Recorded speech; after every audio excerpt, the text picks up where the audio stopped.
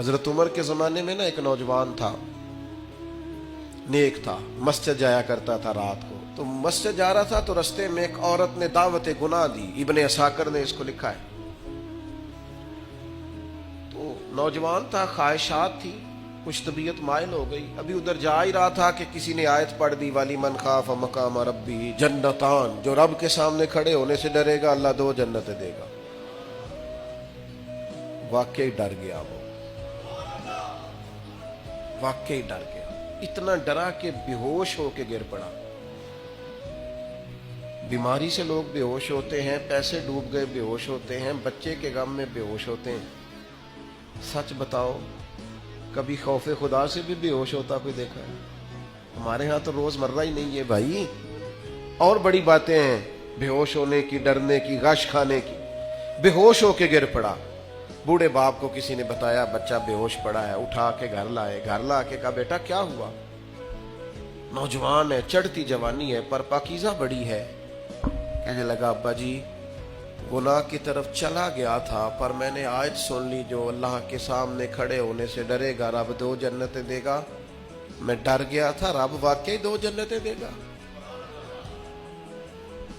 बाप रो पड़े, अब्बा जी की आंखों में आंसू आए और कहा पुत्र अल्लाह बड़ा मेहरबान है, उसके वादे सच्चे हैं, वाकई 2 जन्नतें देगा। उसने फिर एक चीख मारी और इस तरह की मारी कि उसकी रूह ही परवाज कर गई, रूह ही परवाज कर गई। कुश्तगाने खंजरे तस्लीम रा, इश्क की खंजर से कत्ल हो गए लोग।